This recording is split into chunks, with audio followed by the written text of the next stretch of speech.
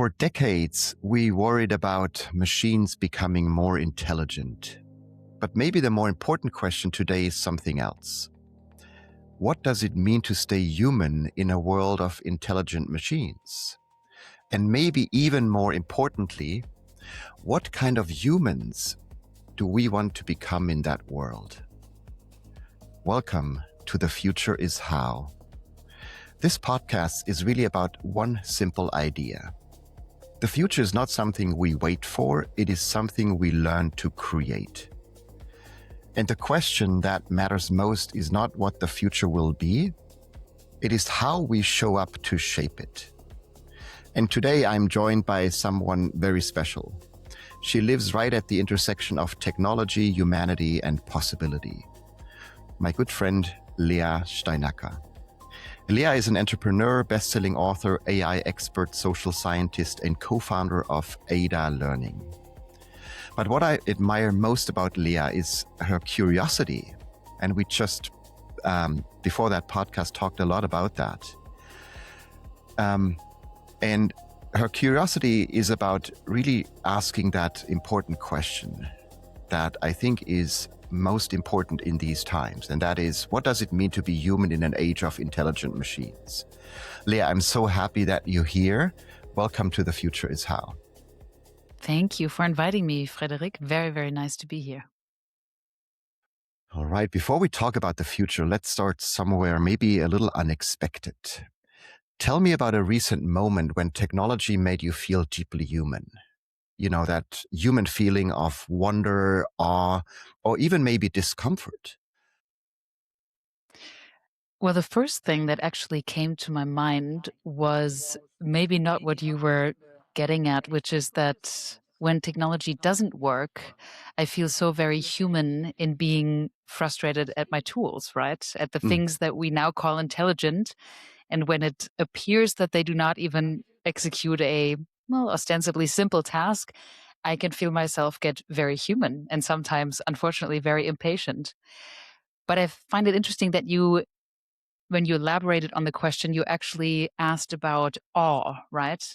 Did I ever, or have I recently, had a moment where I felt awe at technology?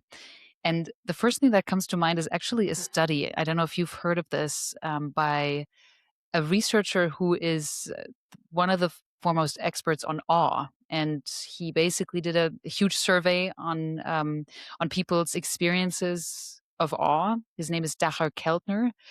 And interestingly, there are, many insights, what people are awed by. Lots of it has to do with nature or, emotional experiences or even mystic experiences, oftentimes when they're confronted with death or something really stark.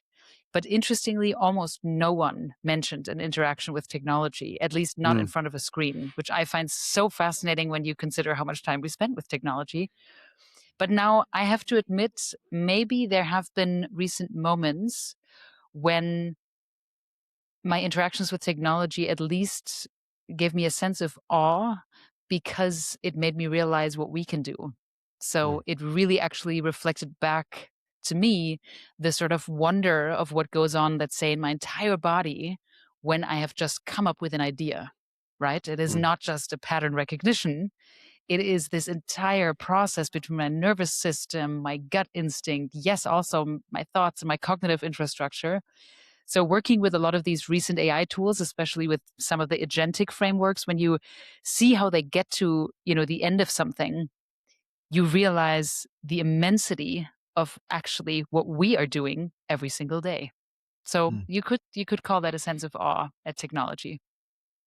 Absolutely, yeah. And he wrote a wonderful book, actually, I highly recommend, where he really goes into like those moments where we are just deeply, not just surprised, but in this moment where our body just feels different, right?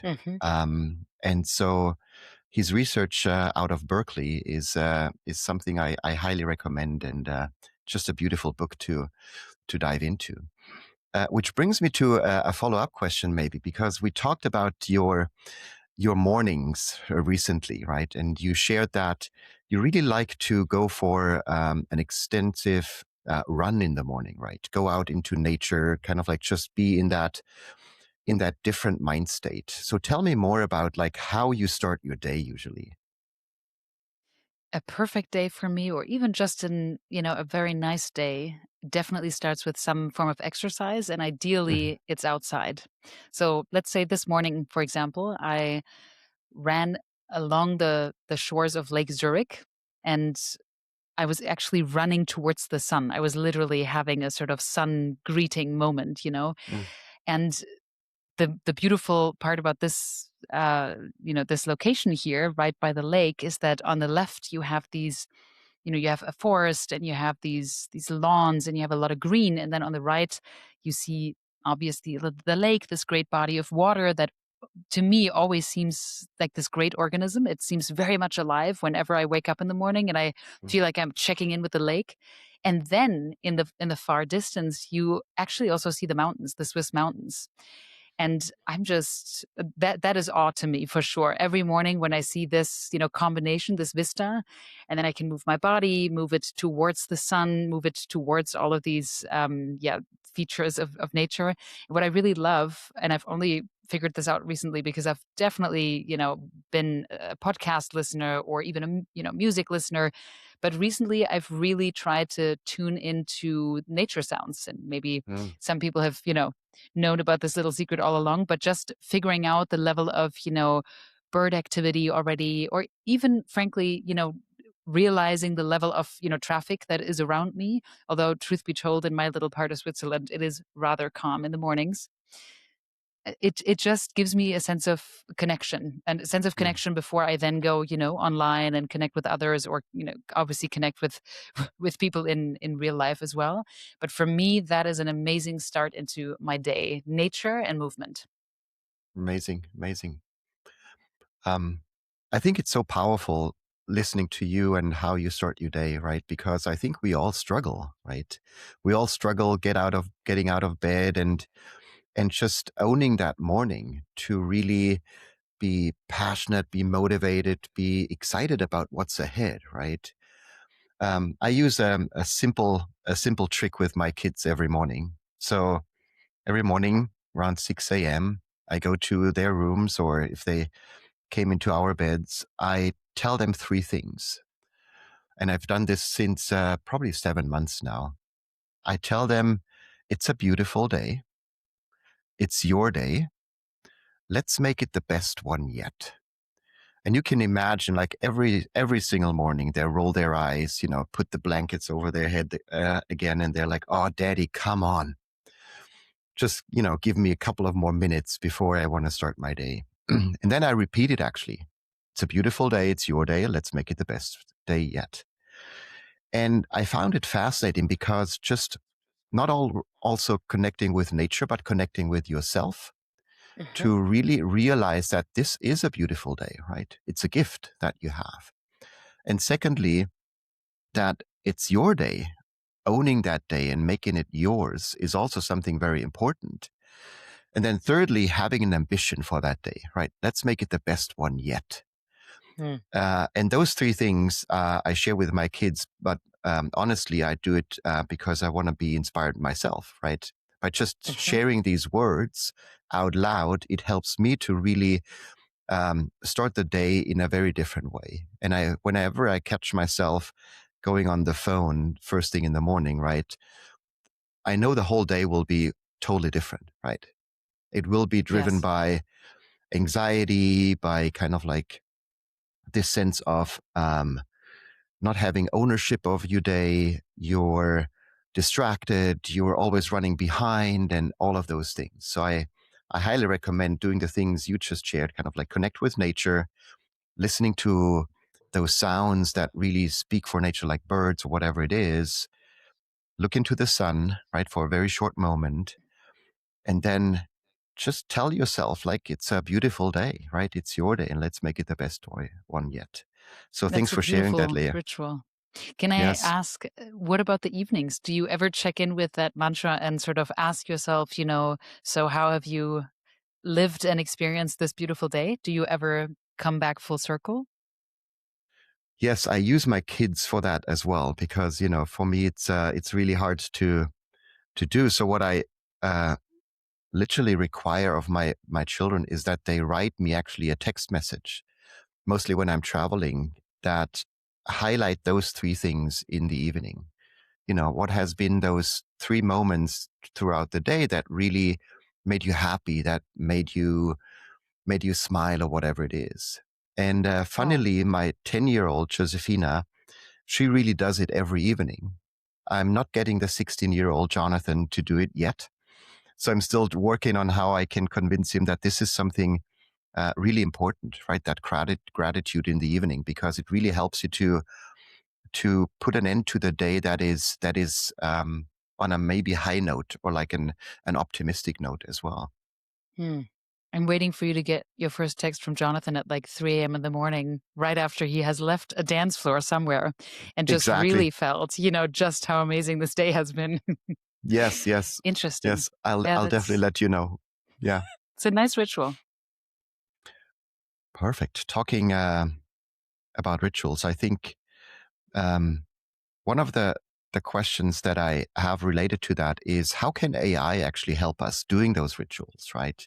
As we hear more and more that people are going to using their AI companions, right? And that's Gemini, ChatGPT, Claude, or you name it, to really not help them to do task, but also help them to think differently, right? And imagine differently, maybe decide differently. And you've done incredible research on AI as well. So what have you learned about AI and how it's literally a mirror for us humans?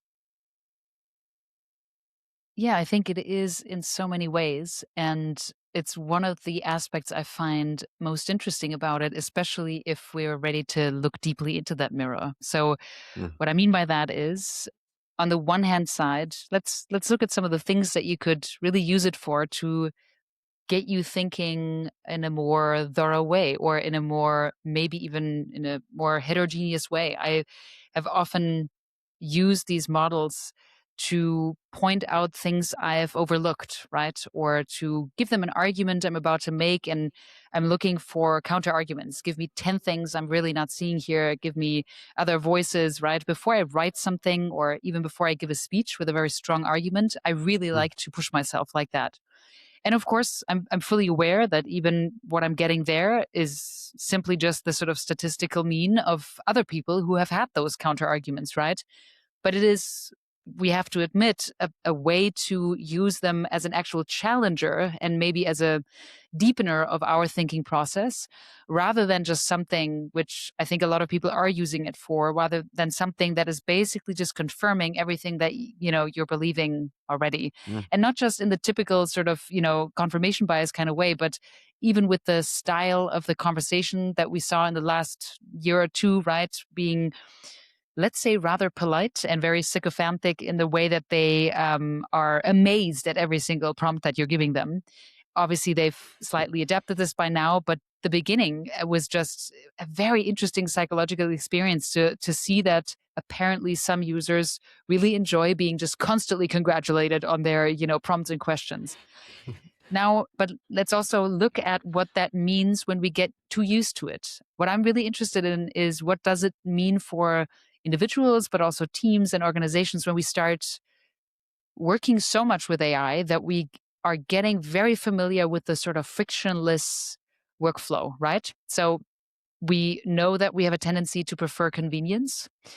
That also means that we have a tendency to prefer frictionless relationships. So mm, I'm really concerned, I have to say, about the early findings that we're seeing now. There was a study called the Cybernetic Teammate Study on collaborating with AI, and it had what I would consider three sort of main results. Two of them are interesting and maybe not as surprising, but the third one I think should make everybody think quite a lot.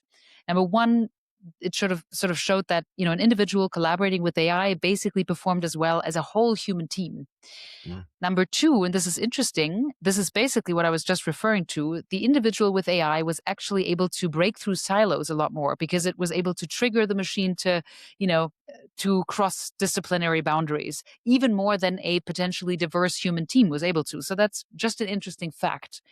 But the third result was about the level of bonding that these individual participants had with their AI systems versus with human teammates. And basically, the study showed that the humans tended to prefer working with AI because they had higher motivation. They likely felt like they could take all the credit, right? They didn't have to work with any friction. I think life is all about friction and about Mm. actual resonance that we have with each other, right? This is where things get really interesting. So this is something that I would like us all to be quite aware of, that while some of this is incredibly helpful all the way up to inspiring, even inspiring new thoughts, it can also certainly take us down a route of being quite numb to actual human interactions and the difficult layers that come with it. So that's something that I would want us to be aware of in terms of it being a mirror of our tendency to go down the easy route, right? Mm. Maybe just I'll round that up by referencing someone I really appreciate, and she's a friend and obviously a beloved expert, Esther Perel. Mm. She's a psychologist and has been talking about human relationships for a very, very long time, has been a therapist for decades, and has beautiful books. And Esther recently, I think it was 2 years ago at South by Southwest, came up with this term that she calls the other AI, which is artificial intimacy, which is kind of along the lines that I just described, which she basically said we are also getting used in a sort of partner, not only romantic, even a friendship kind of way, to this, well, artificial intimacy that is also incredibly frictionless. Mm. So again, I'm very much for, diving deeper into the potential of AI, but I think it is already showing us that we really do have this huge preference for an easy relational route. Mm. Fascinating, yes. And I can definitely share that admiration for Esther and her work. I was sitting on a podcast with her on a stage last year at South by Southwest Oh, with Amy Webb, and Esther was kind of like giving us a therapist session because she mentioned that Amy Webb is the futurist and she called me a non-futurist. And so she was giving us a therapy session in front of, I think it was like 800 people, which was probably one of the most fascinating experiences I ever had, being in a therapist session in front of so many people. But she may I mentioned ask how you something. felt about the non-futurist part? Why did she call you a non-futurist? Yes, we talked intensively about that, right? What she means by that. And she just said, like, because she called me a non-futurist because she said, like, I'm not into predictions, right? I'm not someone who shares predictions on how the future will look like in 5, 10, or 15 years, or even 50 years, right? And that was really refreshing to her because she felt that predictions are really scaring a lot of people, right? Because the best predictions are those that put people into, not the best predictions, that's the wrong way of saying it, but the predictions that are usually shared are the ones that activate our negativity bias, right? That put us into like anxiety, put us into a state of being out of control and all of those things, right? And you see those in headlines, right? The news work like that, right? Because they want to sell their news stories and all of that. And so we had an interesting discussion around like what does it actually mean to shape the future, to create the future that you want to see happening. And we moved towards that term of imagination, right? To really imagine the future instead of predicting it. And I think that's a human skill, a human capacity that we haven't really developed over the past years, right? As we are confronted with mostly like these scenarios that might or might not happen, instead of like trying to imagine like what do we actually want to see in the future, right? But let me come back to that really interesting notion that you shared, that we might actually fall in love with our technology, right? Because it's confirming our ideas, it's confirming our ways of thinking, right? Most of the time. And you mentioned that in a beautiful example where you said, like, if we typed in something into Gemini or ChatGPT or Claude, right? It was, the first answer was like, oh, that's a beautiful idea. That's a great approach. That's you name it, right? And which is fascinating because it does something to us humans where we feel like, oh, great, somebody likes what we're doing. Somebody likes our way of thinking, and it's a confirmation bias probably that is triggered too. And when we play this scenario into the future and we're going to have our humanoid robots, right? And let's imagine that they're going to be amongst us, right? So Léa is going to bring her humanoid robot with her to our next conversation, maybe in 3-4 years, and I'm going to bring mine. And if those don't work as intended, right? If those have like a glitch, they haven't received the latest update, they are not responding in the way that we want them to respond, we're going to get frustrated, right? We're going to maybe treat them in ways that we wouldn't treat others, right? So can you go with me into the future and imagine a scenario where we're going to fall in love with our robots? And what does that actually mean for us humans? First of all, I always am very curious about why we are so obsessed with humanoid robots. I would Hmm, love more robots down the road of, really interesting animals. Can you imagine? So my robot would be an love that. octopus. I'll tell you that. Mm, I would love a little octopus. I would love to learn from her why she can, actually extend her brain into all of her tentacles and all of that. Anyway, but this mm, is maybe a different tangent, but I'm fascinated by animal intelligence. And I've been looking more into it, just how much animal intelligence has actually inspired parts of artificial intelligence, part of the internet actually, and how the internet's servers are being pinged was inspired by the honeybee algorithm, the honeybee mm, dance, which is fascinating. So this mhm. is why I'm asking, how about some animal robots? But I love let's that. pretend they're humanoid.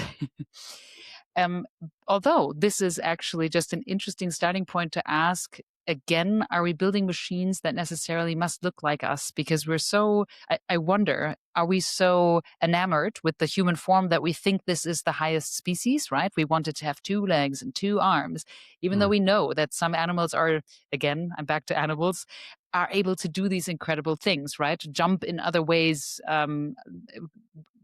basically climb up almost vertically, which we are mm, tend not to do. Anyhow, I think there's lots to be explored in the realm of why we even want them to look like us. Perhaps it's a matter of control. We would love the idea, and we've loved this throughout human history, right? The evolution of artificial intelligence is something I find so interesting because many now tend to think it's, rather young. I mean, if you're not very involved in it, you might think it's 5 years old, maybe 20. But the fact that, yes, the 1956 conference where they came up with the term, some people still know. But then if you go hundreds of years back or thousands, the fact that we have long thought about building something like this, even quite frankly, in a humanoid form. If you look into the Iliad by Homer, thousands of years old, and there were already golden statues imagined that were mm, manufactured, right, fabricated. And one translation actually says they had intelligence infused into them. So again, it was basically this vision of a humanoid robot. Now, this is my little brain working in tangential ways. But since you asked about us potentially falling in love and what that might look like, I think there is, at least up to now, an underappreciation maybe of the processes in human relationships that are part of our lived experience right now that we might lose out on in this sort of robot relationship scenario, or we might discover entirely new ways. So for me, I would, never venture to make a prediction about this. I'm rather curious about this. I do think partly we will realize that, for example, our hormonal systems are quite different than a cognitive neural network, right? We're not just thinking we're in love. feelings are a very specific layer of consciousness, that is distinct, and I actually think is a sort of wondrous system. Lots of our neurotransmitters and hormones start in the gut, not in the brain, and yet we've been trying to copy the brain much more than the gut. I would love to hear somebody who is basically copying the gut as a form of artificial intelligence, because it's so incredibly intelligent. Mhm. So I do think this is not even in the future. I know that even now there are people who are certainly having romantic relationships, conversational relationships with chatbots, or even physical relationships with, versions of robots, for sure. This also has been going on for quite some time with the sort of more simple robotic versions, humanoid robotic versions. What is interesting is, of course, how much we apparently attribute language and conversation when we think of a relationship. So let's be very specific. The people now who are, quote unquote, in a relationship with these chatbots, and we've seen so many media stories about them. Some of them have been, with, let's say, a version of ChatGPT for 2 years now. And what they mean by that is they have been in a text conversation, right? Mhm. Now you're asking about the humanoid side of things, right? If it does get physical, I think it'll be very interesting to see just how much we will actually feel that difference. What about touching a machine? What Mhm. about the underlying, pheromones? We know that we can actually also sort of smell our favorite partner, right? Is that Mhm. possible? Will we smell our favorite machine? Is that how we will, have a Mhm. connection with someone, i.e. a machine? I'm just so interested in the gap that we might still not know about, that is between an actual human resonance that we feel when someone's in the room. Even now, right? We're virtual. I'm trying to look you in the eye, and I can see you a little bit. But we both know this would be different if we were in the same room, right? There's Mhm. something about that energetic exchange. And I just really truly wonder how much of it we'll miss in a relationship with the machine. Now, having said that, I, used to have a dog as a member of my family for a very long time, and I considered him fully part of the family. We were devastated when he passed. And of course, there were times where we certainly did not include animals in that circle of empathy, as Peter Singer would say. So do I believe that there is room for us to open up and consider these new relationships with robots as a form of relationship? Yes, absolutely. I think we will expand probably in our consciousness in the next couple of years, which is something I'm really fascinated by. We will expand in our consciousness, hopefully also, this is my deep hope, our own sort of human consciousness and how that is connected to, the larger realm of living, but probably also expanding in terms of letting more forms in. It will be different. I guess it's a little like when a new technology innovated a genre. Let's say when the photo camera came along and everybody said, you can't do this. This is insane. An image must be painted and you need to sit for hours, and it has to involve some oil and a canvas. And now, of course, we know, no, this technology, all it did was invent a new category, a new genre. And Mhm. that's probably, I think, where we're headed with this new genre of companion as well. I love that. I love everything about that, Leah, I have to say. First of all, that we should not think about a humanoid robot as a perfect replica of a human body, right? Like, why just having two arms, right? If the animal world shows us that the octopus has more arms and more intelligence built into arms as well, right? And it's just a fascinating thought. So thanks for sharing that. That we should look for the next generation of bodies, right? Inspired by Mm. nature, inspired by animals, inspired by humans. And a combination of that could be even more powerful, right? And that really excites me because that's putting really some creativity into that equation too, right? Hmm. And I think that's a Hmm. very human thing to be creative about that. The second thing I love is that you are bringing it down to the body, like into our senses, right? And what those senses actually um, miss out if we just, interact virtually interact in forms of written or text with our AIs, right? We miss so much, right? We miss out on our gut feeling. We miss out on how does a relationship actually smell, right? And in my last podcast, I actually had a perfume maker, scent expert on the show, and I asked him the question: how does the future actually smell? And Mm. do we want to develop some sort of scent that we literally put onto someone that we are living with, right? It might be the robot, the machine, and how do we want that machine to smell, right? Because we all smell as human beings. We have a sense of, we have an odor or kind of like a very distinct smell, and if we connect with each other, right, we have this immediate reaction because the smell sense is one of the most developed as human beings actually have. And so if we enter a restaurant or if we connect with someone, right, we immediately have this sense of, this is something I like or this is something I dislike, right? And we don't have that with our technology yet. So I think this is a very, very important question to ask ourselves. How do we want to have those robots actually smell like? I love that. And if we can bring it back to something similarly body related, while you were speaking, I was just remembering this beautiful piece by Marina Abramovich, The Mm, Artist is Present, right? Remember it all? That mm, your listeners, I'm sure, heard about it at the time when she spent hours every day for several days at the MoMA in New York, just sitting there being present and looking people in the eye, right? Just being present with someone.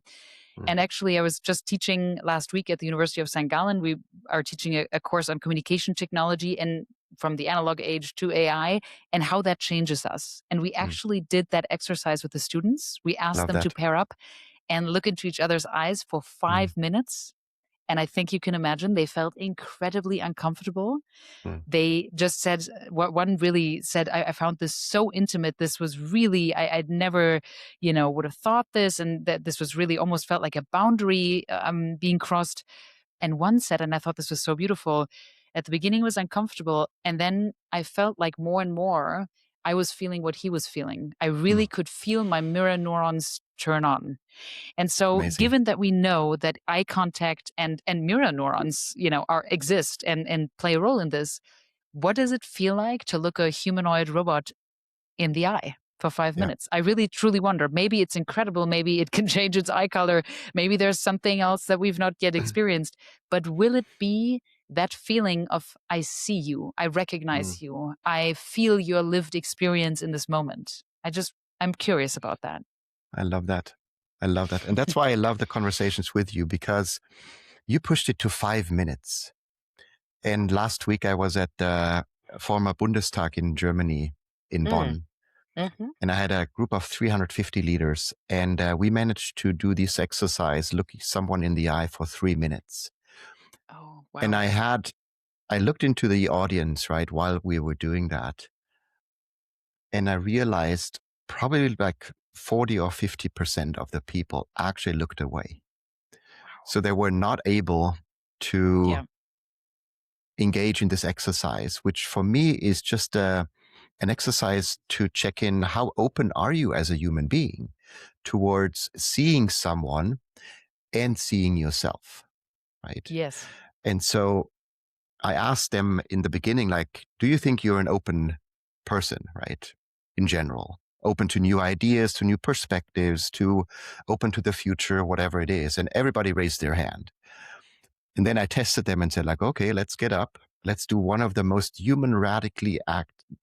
most human acts in the world, which is just seeing someone, right? And being present with someone. And after 3 minutes, I stopped. Yeah, because I felt some had tears in their eyes. There was Mhm. laughter.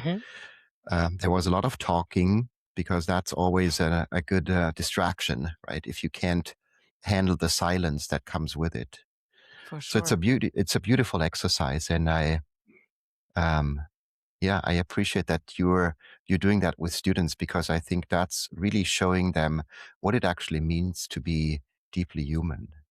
and And seeing someone and seeing yourself. I really like that you brought the self into it, if I may say that, because I actually now also remember one student, she said she could feel herself get more authentic in those 5 minutes. She said at the Mhm. beginning, I was trying to have a polite face and, like a listening face and everything.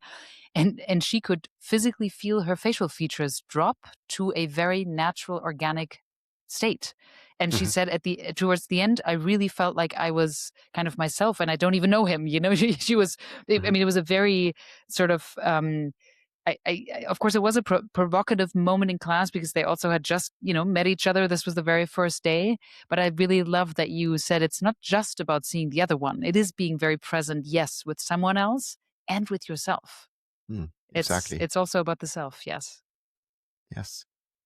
Speaking about these um, human characteristics or skills, right? And you've done a lot of research. You actually founded a company called Ada Learning that really teaches people um, the AI literacy, right? What you actually need to not just survive in a world that is dominated by AI, but really thrive in it. So, what would you say are the most important skills or literacies when we think about the future? I would say that they are well described by a term that the researchers who wrote the kind of famous Jagged Frontier study that came out early in 2023 called Centaur skills. So they defined these as obviously being related to the centaur, a sort of mystical figure, right, for fantasy readers out there. So you have the horse's body and then the human torso. And Mm, the idea being that you, as a centaur, can use both the strength and the speed of the horse, but also the heart and the mind of the human torso. And they defined these centaur skills as being able to distinguish between the two and then being able to use both wisely. And I really mm, like that as an image and also as a starting point, right? First of all, we need to understand, deeply understand that this point in time is not just about learning some technical skill. We are mm, definitely not, talking about like prompting techniques here. That is, yes, part of it down the line, but this is such a sort of technical solution to this, I would call adaptive problem that we have right now.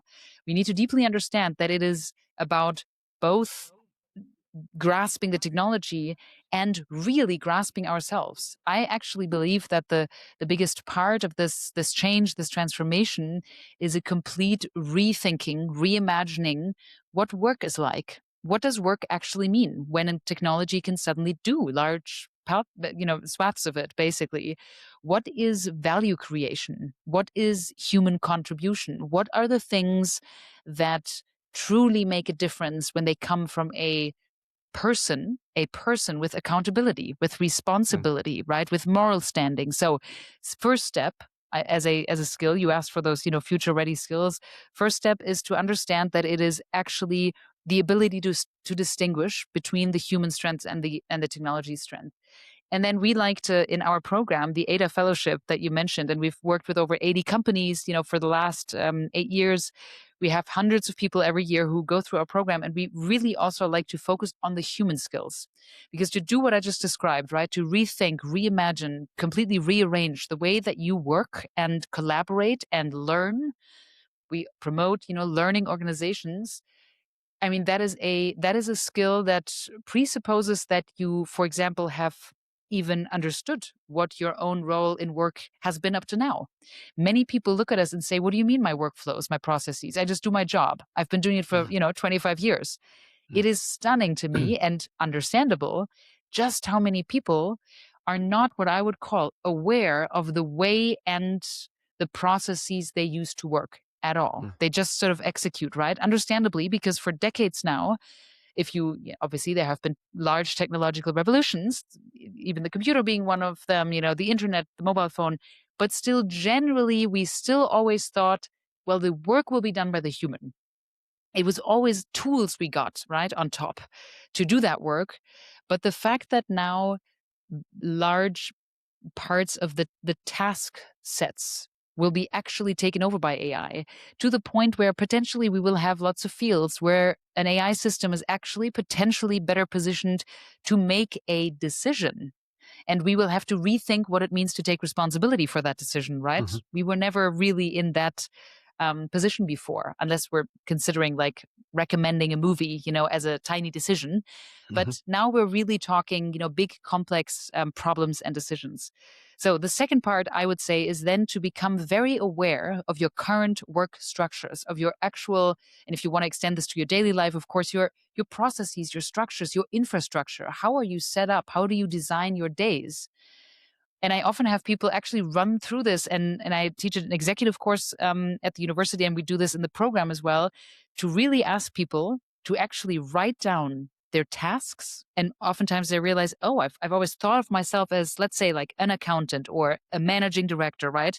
But what are my actual tasks and responsibilities? What do I do all day? Hmm. What do I do all week? How do I spend my life, right? So to become aware of these things, because then you're starting to really see these patterns of where automation might truly help, where augmentation might truly help, right? Challenge me in my thinking, really get me to innovate outside of the box, all of those things that AI can do beautifully when it's used well. But then I think we also see the corners of the work world that will hopefully remain human driven and with, humans as the main source of inspiration. So really, you might have been expecting a list of sort of like, you got a prompt, got to do this, got to build this. I actually think it is I would say like a cognitive, emotional, social exercise in thinking way more about the meta level of work and living together as humans. Wow, fascinating. Thanks for sharing that. What you're describing reminds me a little bit of a world of abundance, right? Where most of the tasks, as you described it, most of the work is done by machines. So what will Leah do in this world? Because that's the question most people ask me is like, Frederik, if we have this world that you're describing, right, that you're imagining, where most things are actually done by machines, right? What is left for us humans to do, right? And so I'm always a little bit worried that most people can't even imagine what they would do, right? My list is very long. What I want to do if I have more time, if I have more human time to spend with friends and family and all of those things, because the research from, for example, Robert Waldinger, right, who wrote the book The Good Life, shows exactly that way, that you should invest in your relationships to live a happy, fulfilled, and long life. And so the quality and quantity of your relationship really matters, right? And I think that's something we humans can do better, or a better job at, when we have more time at our disposal. So what would Leah do in this world where machines are doing most of your tasks? Leah would definitely have lots of ideas for all that time. I thought you were going to ask about, what then is my role in value creation, but I heard your ideas were much more along the lines of what would you love to do with that time, which I really appreciate, because my associations with that question would also definitely go down the route of, well, I would love to feel more, sense more, Mm, experience even more, put myself in new contexts even more. And I do that quite regularly. I've moved around a lot of my life. I've spent a lot of mm, time internationally, but I would do that even more. It is fascinating to basically see how my intelligence system will adapt to new learning environments. So I would learn a lot. I would love to learn a lot. I would most certainly spend a lot more time with people, because mhm, again, I think that is where we will have likely the most interesting friction, which again, I think is always a source of growth. I think that's where we learn a lot about ourselves. I mean, you're a parent, right? I have a lot of friends who are parents who often say to me, I expected a lot of things. I expected the sleepless nights. I expected, to worry and all of that. I did not expect them to be such a mirror for myself, not because they're Mm. like me, not at all, right? That's often something parents need to come to terms with, that children are in fact not just a reproduction of them. They are their own beings. But what I often hear is that it's almost like a reparenting of themselves. So it is, spending time with humans, I think, is one of the most beautiful ways to basically also learn about ourselves, because of our because of the contradictions, because of the things that we do latch onto, because of all the things that happen in the in-between, all the things that happen in the room of resonance. And again, I'm not yet familiar, at least, with machines that do that to me. I can say that do Mhm. that level of sort of triggering growth in me. So I would spend a lot more time with people in nature. Goodness, I would spend a lot of very inefficient time in nature, I believe, Mhm. ideally with people I love. Yeah, and I would learn. And truth be told, I think I would probably dive even more into this fascinating realm of consciousness. I would probably spend Mhm. a lot of time in expanded states of consciousness, hopefully. Although maybe they would even come. I mean, if come more regularly and more naturally, if you think about time spent in meditation, time spent in nature, these are often related to these heightened states, right? I would Mhm. even say time spent with a human being in a focused way. Like, you are a very, very present person. And even that can feel like a heightened state of consciousness. And while with machines, I certainly have flow, right? I certainly find myself, getting lost in another stream, but I'm not sure if I would ever say that I was incredibly conscious in those moments. I'm present with the task and with you know, with what's coming up, but not really conscious of many things occurring or that I can sense in that moment. So I would really spend that time being incredibly human. Fascinating. Yes. I think you're an inspiration for so many, right? To spend time in nature, spend time with each other, spending time also with yourself. These heightened state of consciousness, right? Really understanding yourself, understanding your emotions, understanding your nervous system, understanding your thoughts and how they appear and disappear, right? I think it's fascinating questions. But you mentioned an interesting word, and that was inefficient. You said this might be considered inefficient, right? Spending time in nature, spending time with each other, and so forth. Why is that? And I think a lot of people have that thought too, right? Where they hear you speak and say, like, okay, yeah, I just can wander around, go into a meditation, go into a deeply human experience, right? And that might feel like non productive, inefficient, really a waste of time. Why is that? And how can we see that differently? Well, I would even say I don't want it to be efficient. I don't want it Mm, to be productive. I mm, hear where you're coming from, right? Because it sounds to many people, and maybe to some of your listeners, it sounds like almost a negative connotation, right? To say, "Ooh, that's inefficient." For me, I want it to be inefficient, because let's think mm, about what efficiency and productivity mean. Efficiency means getting things done, as much as possible in as little time as possible. So getting things done in a economic way, right? Most economic way, sort of.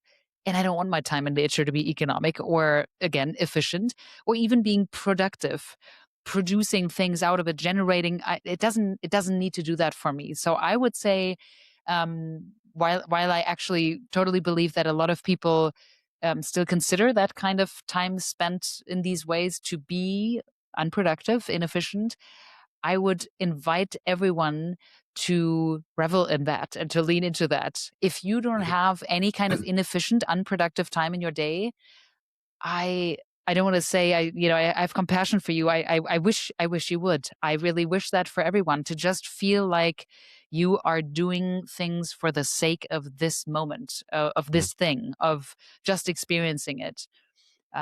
Yeah, I'm so aware of the times in my days and in my, life, that I am being asked to be efficient or to be productive, right? To create something, to generate something out of a moment, that it often feels like a luxury to just decide to not be that for a certain large amount of time if possible. Mhm. Wonderful. So the podcast is called The Future is How. And so I always like to ask my guests this question. If somebody wants to start shaping their future, not someday, but today, right, in this moment, what is one maybe how practice they can engage in? So how can they start really shaping a better future? What is one thing that you recommend them doing? I would like to encourage everyone to notice a little more.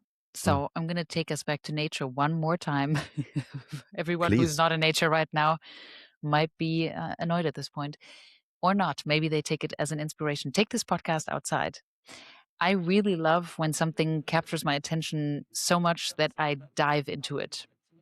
Mm, Looking at a leaf and realizing the incredible structure and wondering how nature came up with that and how she's able to basically, copy that and have it be individual and for that to be in so many different colors. And what even is that color? Do we have an actual name for that level of green? And why is there that hole? And look at this animal on top of it. I mean, really go deeply into it. And the reason why I think it is related to shaping your future is that it changes your lens and your focus quite a bit, because a lot of the things that we do in our daily lives, especially with technology, scatter us more, right? It's about getting lots of things done at the same time and be broader. You don't have that skill yet, well, now with AI you can do it too. You have a mm, capability jump. I mean, it seems to be stretching us in so many ways that ask you to be scattered and not be focused on something infinitesimally small. So I would invite everyone to, and I know you do this beautifully on stage because you have some beautiful methods of having people literally change their, frame and their reference and their perspective. I would invite them to do it in their daily lives right now, wherever you're listening to this. Find something, even just a point. It can be a point in a textile in your curtains. It could be something you see outside, or maybe you are actually walking. Look to the ground and find something and be curious about it. I'll mm, share one last anecdote about this. When I was an undergrad in the US, I once did a lunch meditation that was it was a food meditation. And we spent an hour eating one raisin. And it was the most incredible mm. cuisine and culinary experience that I had, because maybe you've done this before as well. I know you do meditate regularly, but for me it was an incredible deep dive into a tiny organism in terms of every level of texture, taste, and the sensation of my body taking it in. It was just kind of stunning. And guess what? I was no longer hungry after that hour. This is not an exaggeration. It was fascinating, but my body was basically satiated with the level of depth. So I would encourage people to notice, because then they have a different lens for their own future and they're able to zoom in, zoom out whenever it's needed. I love that. I'll take this tonight into our dinner, and I might challenge my family to maybe pick something they want to eat, right? But like use a tiny bit of it, right? It could be like a piece of chocolate. It could be a gummy bear. It could be like a raisin. It could be a piece of an apple, like just a slice of a banana, and take 1 hour to eat it. I love They will that. probably not invite me over for dinner anytime soon, but I really appreciate that you're bringing it to them. So I want to do a fast future round where I ask kind of like a couple of quick questions and give you a very short amount of time to answer them. So let's start with technology because I think that's an easy one for you. So one technology that will surprise us in the next 10 years. Quantum computing, One human skill that will become more valuable. curiosity for sure. What's one of the biggest compliments that you have received recently?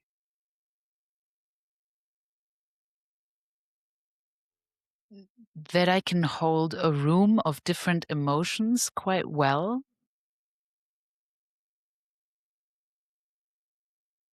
What's one of the biggest regrets in your life? Not listening to my heart and gut at one point in my life. What's one ritual people should start today to stay future ready? Checking in with themselves before they check onto any technology in the morning, in whatever way feels true to them. And one thing you hope never changes. My ability to feel strongly in all kinds of directions. I Wonderful. adore that human skill.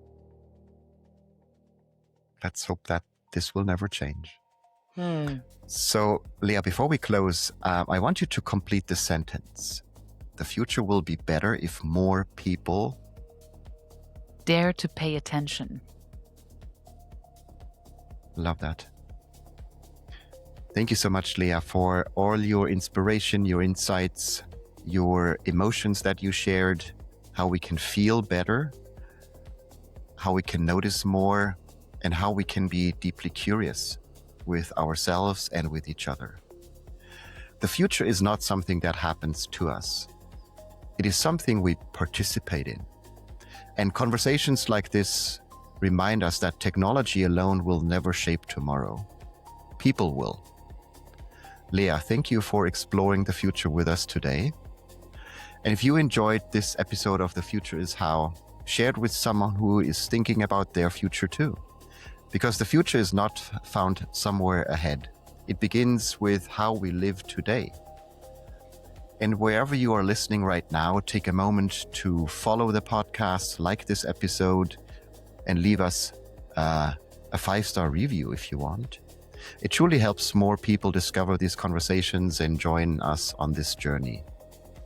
And if you're watching on YouTube, you can also support the show by clicking the hype button below this video.